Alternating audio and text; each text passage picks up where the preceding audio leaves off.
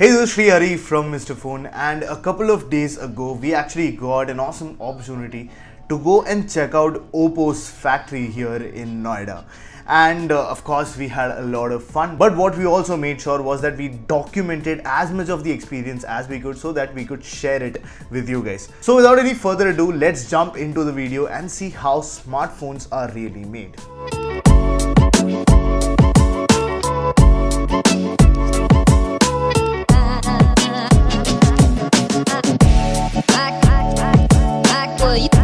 So we start by wearing the factory safe coats along with the cap so that the contamination stays on the down low. Now we were all dressed and ready to move towards the first part of the factory, but before that we did pass through this cool filter room which actually deionizes us and makes sure we are not carrying any charge which could potentially damage circuit boards. Now the first thing that happens in the process of building a smartphone is the PCB assembly. This is where the heart of the smartphone is put together.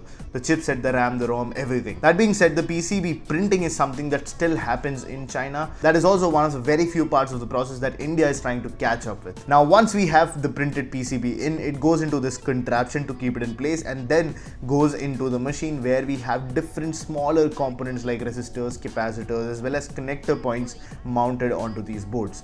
Now I say boards because this, while it might look like a bigger board, this is not the thing that goes inside a smartphone. Is actually 4 PCBs in one contraption, which is later cut. Of course, we'll show you that process as well. But now once the board goes through these machines and all the basic parts, all the basic electronic parts are put onto the board, now we move on to the solder machine where all the connection and solder points are put on so that the later coming parts like the RAM, the ROM, the chipset can be put onto these boards. This all actually happens quite seamlessly. There's this long line of machines that you can see, and all of this happens in one go. Now I've been to a few factories and what I can tell you is that not all factories are as automated as this. Now after the RAM, the chipset, the ROM is all set up, you also have other parts of the phone going into this, and you can see this almost machine gun like cartridge going into this process where you can see the SIM card slots, the micro SD card slots, and all different shields and everything going onto the chipset to make it a complete piece. Now once this chipset and the board comes out of the other end, there is VI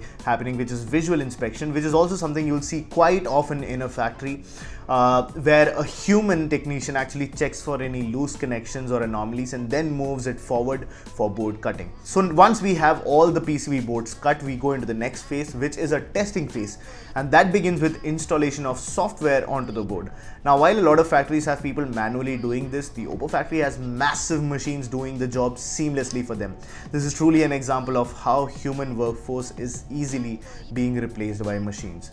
Now once the software is loaded, PCBs are checked for different things like signal strength, 2G, 3G, along with appropriate electrical signals sent to different parts to make sure that all of them are working right. Also in this process, there are moments where you have to use glue, of course, when you don't have that much space to put in a screw or anything. And for the glue leaks, there is a very cool UV inspection which shows you if there is any leakage in the glue as well. Now we move on to the phone's assembly step. This is where you see a sudden jump in the number of humans working. This is where the phone starts to take shape. So you start with the display unit, which then takes in different connectors, the headphone jack, the cameras, both front and back, and of course visual inspections or VI every few processes. Now after all of this is kept, we have the battery going onto the phone, we have the shields going onto the phone, and we also have the back cover finally going on.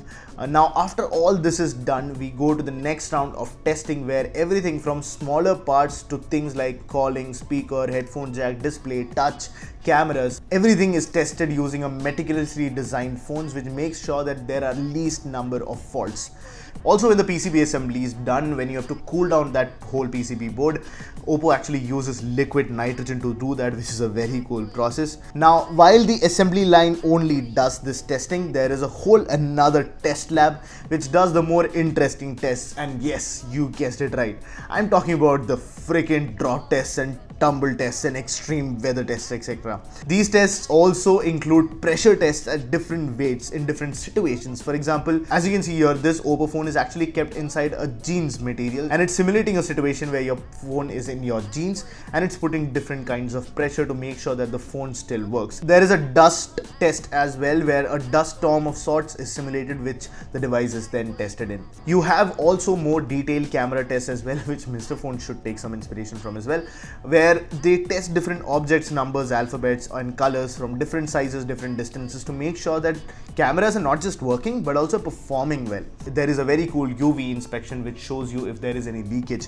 in the glue as well. Now in this cool testing room, apart from the drop tests and everything that you see, the ports are also tested. So the USB port is actually tested with a demo port that goes in and out almost 10,000 times. So that's how many times the phones are tested. They're not your phones, but randomly the phones from the batch are tested. You also have the tumbling machine. The tumbling machine also rotates 75 times for each phone. What that means is that your phone goes from one end of the tumble box to the other end almost 75 times, which is massive. So even if after that your phone survives, then of course it is quite durable. Now what you're thinking is, right, are all our devices going through all these tests? Well, no. Well, what happens is that once the device assembly is completed and you have different cartons, so what the engineers do is actually take one carton out of a batch or two cartons and check phones at random. Then even if one phone is found faulty, then the whole batch is rejected and you go back and you get all of this through further inspection.